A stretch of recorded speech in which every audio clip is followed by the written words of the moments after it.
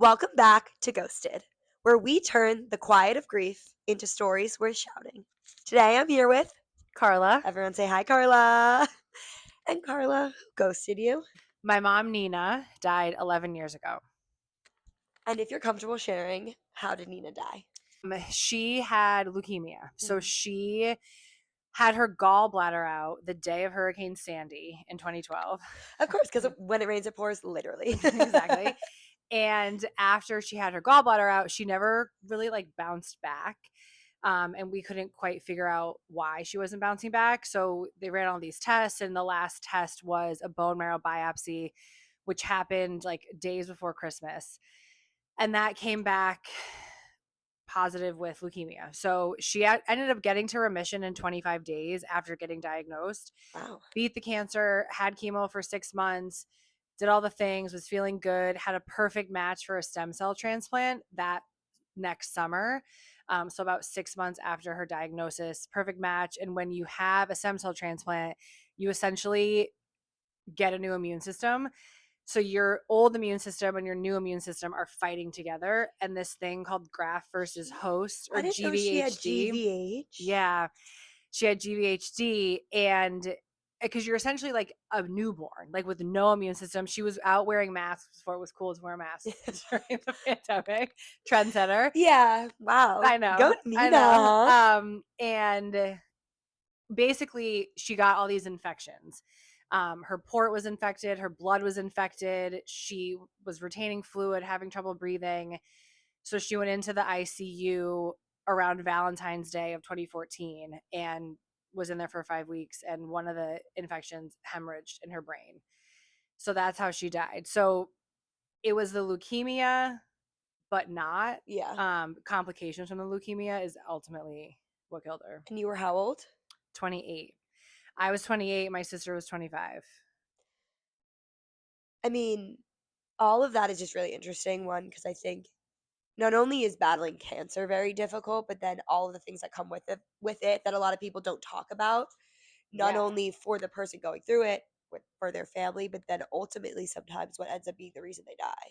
Yeah. And it's like, obviously, if someone asks me, oh, how did your mom die? I don't go into the whole story. And I just say she had cancer, she had leukemia. But cancer is like just one piece of it. Like, yes, some people die directly from the cancer. But in my mom's case, it was just complications from that. And yeah, you're right. Like, no one really talks about that. And what's crazy, I don't even think I've ever told you. Have I ever told you the story about like her actual death? No, but it's really interesting that you just said, well, I don't really get into it or talk about it because that's so normal with like grief. It's like, oh, they just died of cancer. Well, It's and so there's not much enough easier. time to be like, well, this And I don't happened. want to go into trauma of every single detail. Oh my God. It No, but depends on who I'm talking to. If it's like a yeah. quick, like, oh, how'd your mom die? Leukemia. But if it's like, Yeah. Wait, you so know, tell me the story. okay, so it was a Sunday, I think. Yeah, it was a Sunday. We get the call from the doctors and they're like, Nina had a stroke. And we're like, okay, people have strokes all the time. And they're like, she's brain dead. You need to come to the hospital. So my sister, my dad, and I would go to the hospital. We're like in the little room where they like talk to the families. The doctors are crying. And they're like, the left side of her brain is essentially like there's blood. And obviously we didn't want to keep her alive as a vegetable. And I, because I watch Grey's Anatomy, am a doctor. I mean, yes, you have Google and you watch Grey's Anatomy. You are an Right. ICU Correct. doctor. So I asked to Yeah. see the scans. No, you didn't. The fuck were you gonna do with your marketing brain? I mean, I needed to just know for sure because it's like, it was like one of those things that you like can't grasp it, that like, oh, your mom's brain dead, like this is it. I was like, I need proof. I was also the one asking all the questions, all the like seeing, like I need to know everything. So they pull up the scan and I'm like, yep, like That's it.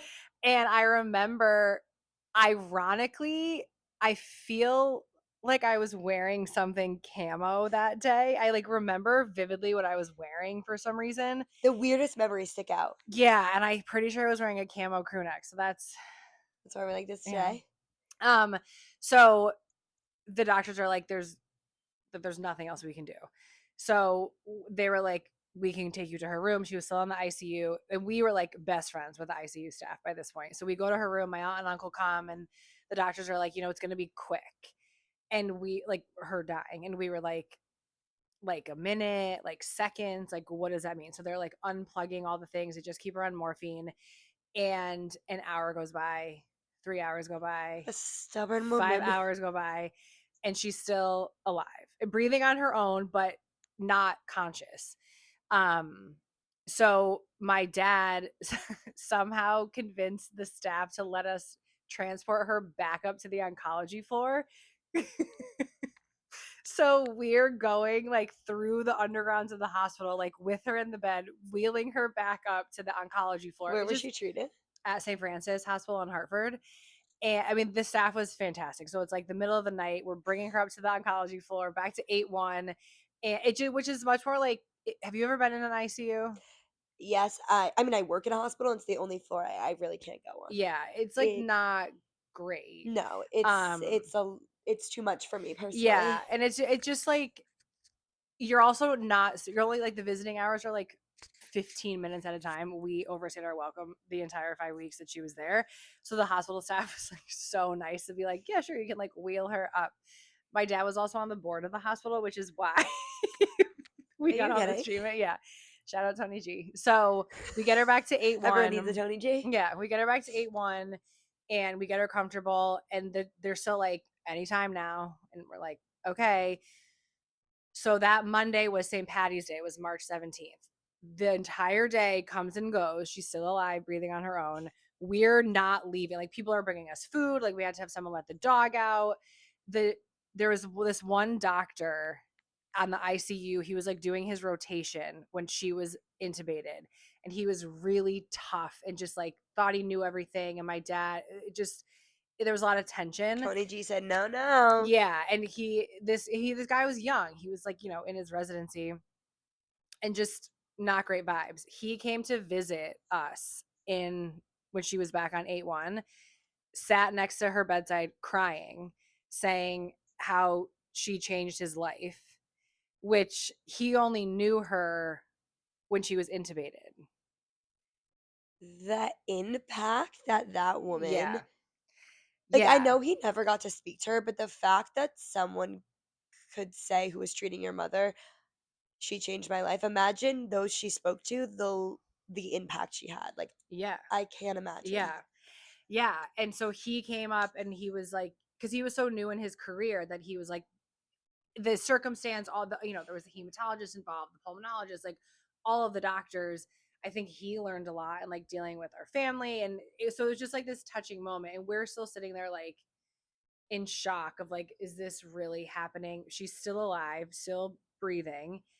So St. Patty's Day comes and goes.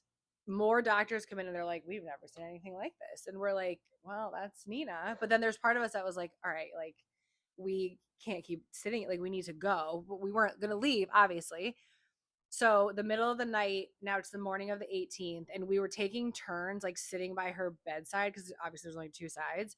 So I was on one side, my dad was on the other, and my sister was in the chair, kind of like behind us. And I would hold her hand, like, give me your wrist. I would hold her hand like this so I could keep my finger on her pulse because I like needed to make sure that she was still alive. Stop, Carla. I know. And so we're sitting there, like I was 2 o'clock in the morning, and I'm Yeah, like, I'm still alive, I swear. don't let go. And my sister was like, guys, like wake up. And because she was having trouble breathing. So sometimes she would take a really deep breath and we were like, okay, this is it.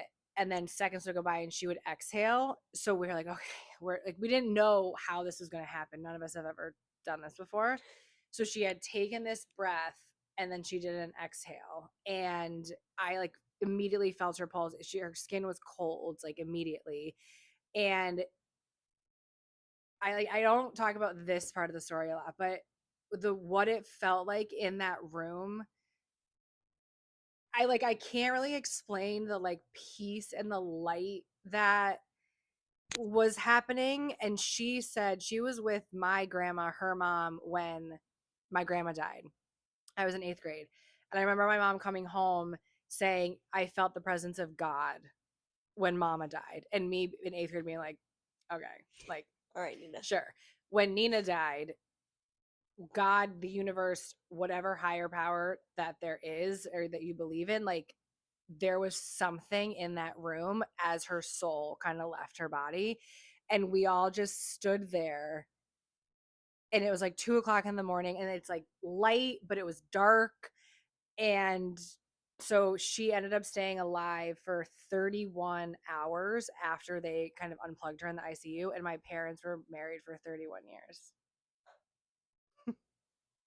This woman. I know. I know. That is so special. I guess two questions to this. One, that feeling of like light and Mm-hmm. presence that she had even when she was leaving this physical world. Did that give you a sense of peace, or what did that feel like Like in the physically, mentally? moment. Yeah. I Of mean, course, there's no peace to your mother dying, but no, because then we had to like drive home and go to bed. And it is the weird things like that people don't talk about with grief. It's like, yeah, they die, you have that, and then you have to go back and like eat dinner with one less person there, try to sleep, take a right. Well, shower. because it was Like, the middle of the night. yeah, And I remember, and I will go back to your question, but that was the year that the Pharrell Happy song was out. And my sister and I are in my car, my dad's in his car, and that song was on the radio as we're leaving the hospital. And we were like, get this off of the radio. Like, I still to this day, like, can't listen to that triggered by, song because I'm like, I am not happy right yeah. now. So we get home, get into bed, like, wake up hours later in the morning. And I think my sister and I watched the Katy Perry documentary that day because we were just like, These what iconic do moments we in do? history that you're like But like, reliving. you just are like in shock. And so, what did I feel in that moment? I mean, in the moment, I don't think I realized that it was peaceful. Like, I knew on some level, like, oh, this is a really like, this is a kind of moment that like most people don't experience. But I still was like in shock. Like, you don't believe it. It's like because she looks like she's sleeping, right? So it's like, Isn't it weird that we've like seen dead people? That sounds crazy, but actually, like at our age to know what and experience the loss of someone, that is an yeah. incredibly unique thing for people of our age. Totally. And I also think it was a unique experience to like be by her bedside Hmm. as she took her last breath. Like, typically not, I mean, obviously, yes, there are those circumstances where like you're with the person, but that experience to be in our 20s, like my sister and I, and just for the three of us to stand, it just is like, I can't fully, because I can still picture it so clearly in my head. Hmm. And then we had to like get the nurse because it was in the middle of the night. They had to like time of death, and like we're crying, like you're just in shock. And of course we wanted to like stay, but we're also exhausted because it had been 31 hours of us like not sleeping. But it's just, I don't think I realized until like all these years later like how impactful that moment was, because I was in I was in my 20s. Like, what do you know? No offense. Is that 27-year-old? I don't know. Jack Right. fucking shit. And like, it's my mom. And it's still like, because at that point she had lost her hair again, so like she didn't look like our mom, but it was still like, it's like I like felt her leave her body almost, and like that's the energy that I feel all around me all the time. Your Nina Winks. Yeah. Do you want to share what that is? Yes. So Nina winks are, I don't even know how to like, just kind of like things that happen that you can't really explain. So when my sister and I were younger, we had this book called When God Winks. And I don't mean to like I'll talk about religion. Do whatever you want, girl. um and it was basically about like when things happening, and it's like when God is winking at you, like special magical thing. So we read that book as a kid, and when she died, all of our friends like flocked to our house. So that week of her death and the funeral, my dad's birthday was the day after the funeral, which was a whole other thing. Just like, are we singing happy birthday when 24 hours later, like, we buried our mom? And we're sitting around at the table, and things had already started to happen where you're like, oh, like it's a sign. And our friend Kyle was like, it's a Nina wink, because he had known about this book, God Winks. Mhm. And we were like, Nina winks. And they're just like signs from the universe, from her, like whatever you want to believe, but they're like you can't explain them. So the day I was leaving, I was living in New York at the time, and I had obviously stayed in Connecticut for several weeks after she died. And I'm going back to the city. We're at the cemetery, which is a place that like I don't feel like I need to visit the cemetery to like talk to her, That's interesting. because to me she's all here and like it's just her body that's in the ground. I'm the same with my dad. Yeah, so we're at the cemetery, it's raining, we're all crying, and I'm like, "Mom, you gotta give us a sign. Like, you gotta let me know that you're here. Like, I can't go back to New York, like all this stuff." I'm like scouring the ground, can't find anything. I'm like, all right, like, Come on, thanks. And bitch. come on. So we turn to walk away, and out of the corner of my eye, I see something red. Like the same way we walked to her grave. I bend down, I pick it up, and it's this like sparkly heart. And I pick it up and I'm like, Dad, Molly, like, this was not there. What hearts were kind of my mom's thing. Like she signed her name with hearts. My grand like hearts are like we had all these little like tchotchkes of hearts. So I pick it up and we were just like, oh my God, like she's like we did not see it when we walked up to the grave. So fast forward to that Mother's Day. So now 2 months later, I'm back home and I was going through a bunch of her stuff on her desk. And this picture of my mom, my grandma, my great grandma that I've seen my whole life is like in a little file on her desk. And I'm like trying to pull it up and it's stuck on something. I pull the picture out. The same red sticker is like on this picture. No, I have the picture you'll of the have to picture. share it. And then I look and there's like a whole sleeve of these stickers that I've never seen my mom use ever. So it's stuff like that where we're just like, it's a Nina wink. And we would see pennies a lot with like 1982, which is the year that my parents got married. So just like magical things that there's no way of explaining them. But I think because I'm very open to receiving those kind of Nina wings that like I get them. Like I Yeah. know some people might listen to this and think like that's crazy. Like there's no way. But I very much believe that like the other side is very accessible.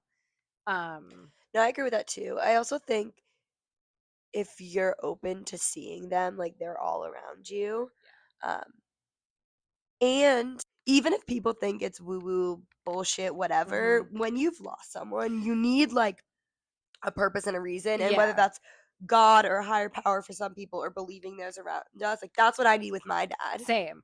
And I think that's helped me in a sense, just like be like, oh, she's still here. Like she can still communicate with me in this new way. Hmm. And like even when I first got back to New York, some of my friends had like gotten into my apartment, they like changed my sheets, vacuumed, like made food for me so I like didn't walk into my apartment alone. Which is so kind, and we need to talk about more Incredible. what people should do when you lose Incredible.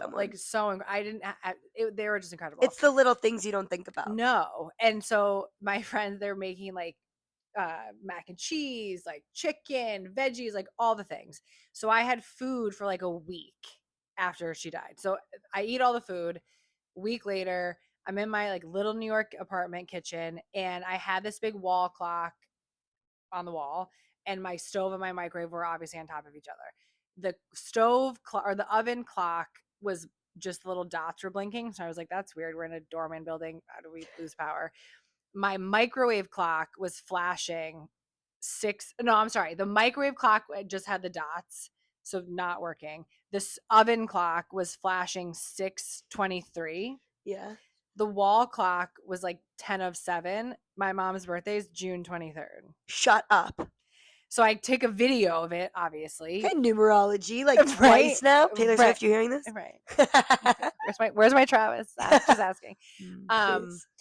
so and I'm like backing away from my oven like, oh my God, like what? Like so stuff like that like hashtag Nina Winks. Like They're it's just Nina it's wigs. so hard to and I need to keep track of them. Those are some of like the big ones where you're or did I tell you about what happened at my sister's wedding? No, tell me everything.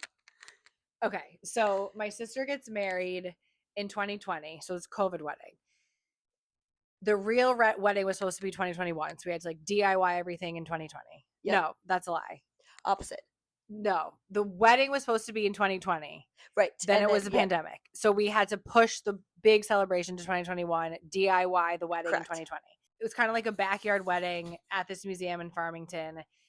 I'm setting up the aisle. My sister and my dad are driving to the venue. On the way to the venue, they're like pulling in.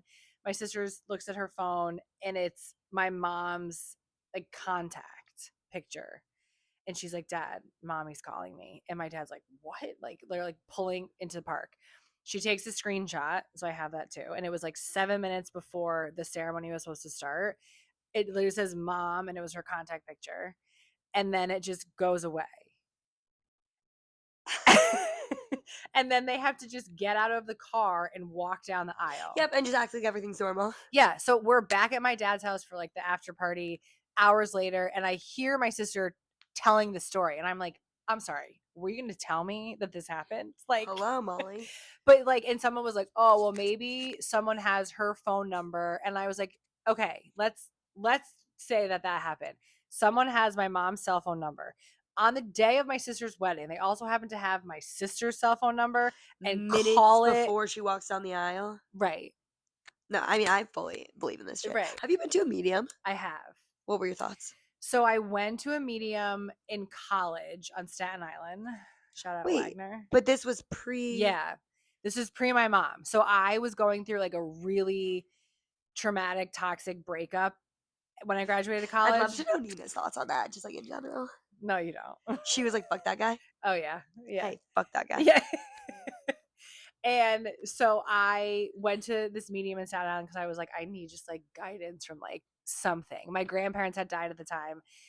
And that medium experience was wild. Like I still have the notes of what she was telling me. And she was very much like Long Island medium type. Yeah, yeah. It's like this dark room. And she would like talk, like if I'm the medium and you're the she would like look off as if someone was like standing behind you and be like, oh, like Helen says blah blah blah, as if like my grandmother had come through. Got it.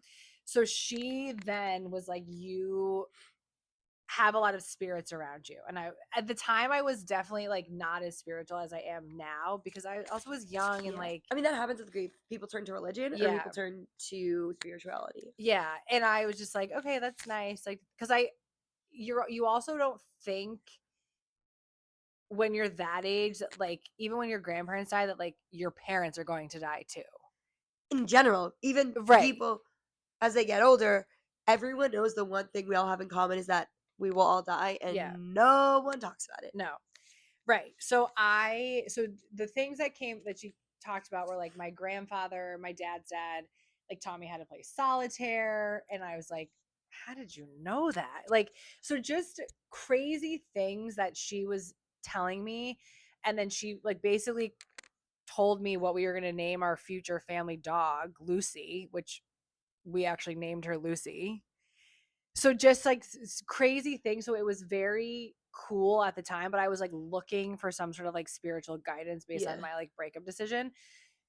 So I went to a medium after my mom died, like very soon after she died, because I just was like, well, she has to come through because I had already had this like amazing experience. And she wasn't that great. And I don't have it on now, but I wear a ring that was my mom's. It's like sapphire and diamonds. It's like vintage. People notice it. I sit down and the woman's like, oh my God, I love your ring. And I said, thanks. It was my mom's without even thinking. And then I think I gave too much, Yeah. Yeah. So it wasn't that great of an experience. And I haven't been to one since, but I've done a lot of like energy work with this woman that I do massages with. And like, she's come through to me in other ways besides a medium, but like, I very much believe that she's just like, there. She is. Hey, Nina. She's watching this. With Jay. They're together hanging out. Yeah. I think about it all the time, though, how we were brought together Mm-hmm. and that it brings me so much purpose. And I think I struggled a lot when I was younger with my identity because my entire life is him dying and that the career and the Because things you were that so I do. young too. Yeah. But I think as like we are brought together by them, they're also brought together by us, and it like goes both ways. Yeah. And I think that's just a Oh, beautiful I thing. love that. Yeah, I love that. Like it brings me peace to know their friends. What if they're dating? Wait, how old would he have been? Oh well, that like was he the age that he died, or like is he growing up? Well, no, he would be the age. He was only 44, baby child. So my mom died when she was 64. Okay, cougar. No, I'm kidding. Maybe then they would have. But that's okay. But it's like, okay, when you think of Jay in heaven or like the other, like whatever you believe in, do you think of him aging the way we age, or is he the same way he was when he died? So that's such an interesting question, and to be honest, I don't really think about it. I Fair. think one because yes, I remember my dad, but like visualizing what he looked like and sounded like as losing him at 9 is very hard for me, and that's a very hard thing. Yeah. So maybe he's still that age to me, but what's interesting, speaking of mediums, is I don't know if I ever told you this, but my parents had a kid before Max. His name No, I was didn't know. Zachary David. He lived to 72 hours old. He died because the doctor fucked up. Basically, they were pushing my mom to have a vaginal delivery like too much. It should have been a C-section. He would have been fine. The umbilical cord was wrapped around the neck. Oh my God, I'm He sorry. ended up dying, but like my parents like went through a lot together. But I went to a medium when I was in high school, and actually my mom had to be in the room with me because I wasn't yet 18, and like me and the medium were sitting across from each other, and my mom was behind the medium, and she whips her head Your around. mom? No, The the the medium. medium whips her head around to my mom and goes, "Who's Zachary? Like your husband is with him right now." I have Like chills. chills. And so the only thing I Oh my think about God. is Zachary growing up. Like I think about my brother, like what would have been Yeah. my brother as growing up, and like my dad raising him kind of, but I don't really think of my dad's age, which is Interesting. interesting. Wow. So, Because also, like, okay, it's weird because I know 44 is so young as a 27-year-old, but as a right, 9-year-old, that's like, only that's, 4 years older than me. yeah, but like, that's old as fuck to like And right, 9-year-olds. right, You think of them right, as your parents, so it's just like like, I didn't understand age, so he just right. is I that. still don't understand age. I What is mean, age? I feel like I know Nina because I know you, and I know the person she is because of Yeah. you, and like, that's so special. Yeah. Okay, one final question. What was the loudest lesson she left behind? Whew, the loudest lesson. I mean, the one that kind of has stuck with me forever is just like to be independent and to be, have your own money, do your own thing, like just you don't kind of like you don't need a man type of thing, but Yeah. like that was something that she was so proud of. Like she was a little bit not even at that point in her life. She was 32 when she got married, which back then was like older. Now that's still so young. But she would always tell us, like, I lived on my own. Before I met your dad, like I kind of had this life. I had my career. And that was something that, especially living in New York City and like I had this career, was like, no, like this is I don't need anyone I else. Like love I can that. kind of like make my own like what's the word I'm looking for? Just like I can do things by myself Yeah. almost and like be okay with that and just being comfortable. I think it goes back to just her being so comfortable with who she was, and she wanted us to like we don't need anyone else to give us the permission to feel a certain way or to like have someone because then that gives us a status. Like being comfortable and like sitting with your true self, I think is something that she really ingrained in us. And you embody that. Like you live what your I mom know. Sometimes said. I'm like, all right, like, can I be like A a little. little less independent, please? Like, I love learning about Nina. thank Thank you for you. sharing her with Thank me. you.